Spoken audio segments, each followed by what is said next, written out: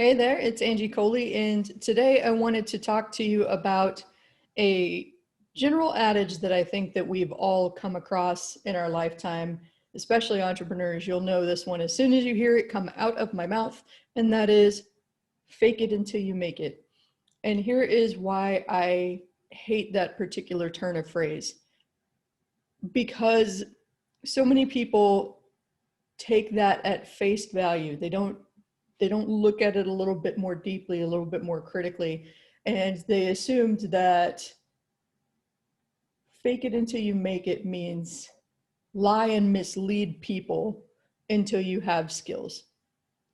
That's not how I interpret this at all. Yes, you do need to have a certain amount of confidence that maybe you may not feel. So you've got to project something that is a little bit fake, right? Nobody's really going to want to work. They're not going to have much faith in somebody that kind of sells from their heels and approaches any kind of deal or project like, well, if you're really interested in it, I think that we could work something out. It just doesn't inspire confidence. But that's not to say that if you're brand new, that you have to backpedal your way to success like that in order to stay honest and in integrity. Now, when I first started, I bought into the fake it until you make it thing. And it's not inherently evil. So don't mistake me for saying that. But what happens is it sets you up for disappointment and failure when you can't be honest about where you're at and what you're trying to do. And I think the overall point that I want to make in all of this is that there is somebody for everybody. So whatever stage you're at in business, if this is your very first client ever, if this is your 10th year in business, there's somebody out there that could use your help, that wants to work with you exactly at the stage you're at. So maybe they're just starting their business too, and they don't have the budget for somebody that's been in business for 10 years. They'd be perfectly happy to take a chance on a beginner and see if you guys could work something out, or maybe barter, do a trade of, like I did that when I was first starting out too. I traded someone website work for copywriting work. It was an interesting and easy way to get some of the vital things done in the early days of my business. Now, I don't mean to say go up if you're brand new or this is your first client to actually say that to them. Oh my God, you're my first client. I'm so excited. That's also not really a way to have people super confident in your abilities. But what I am saying is don't misrepresent yourself with fake it until you make it by implying that you are the 10-year veteran when you're not.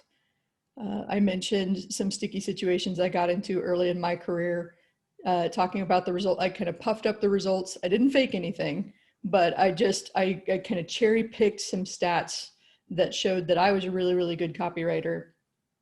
And when people hired me for projects that I'd never done, instead of reaching out for help and getting more experienced copywriters to give me some guidance, I just kind of stumbled my way through and did my best. I'm proud of the work that I did, but more often than not, it missed the mark because I had sold myself up a level, right? I had given them the impression that I knew more than I did. And then when the work came to show for it, it wasn't up to snuff. It really wasn't. It took me a while to realize that it was okay to reach out to people and ask for help. It's okay to hire mentors to help you develop skills that you're missing. It's okay to be honest with people where you're at. You know, shortly after I think I only let that really happen once to me, where I got a project and I got in over my head and the results weren't up to snuff. And then I turned around and started telling people this project didn't go the way I wanted it to, my people in my inner circle. How could I have done better?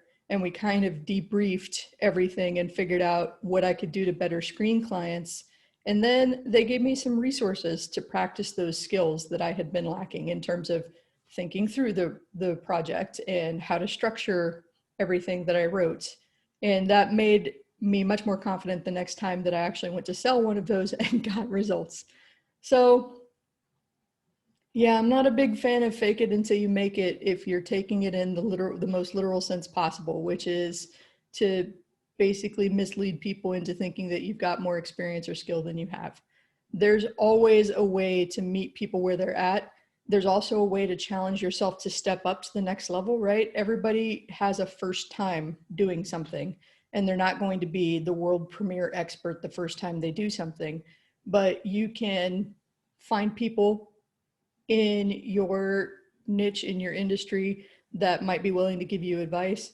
Google is also your friend, and there are lots of templates and videos and explainers out there that can walk you through the basics of a project.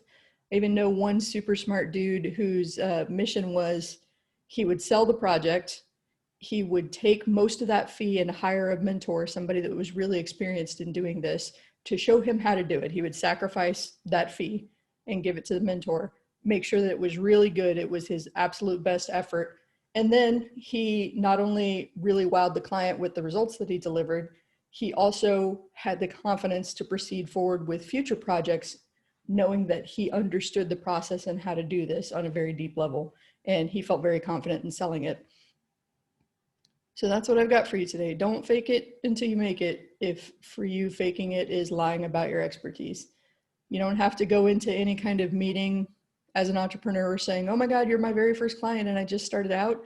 But it's okay to talk about how, even if you just started this business, obviously you started it for a reason. You're really passionate. You've been doing this for years as an amateur and now you're going pro. For some reason, this dream has called to you, and tap into that desire to really help people.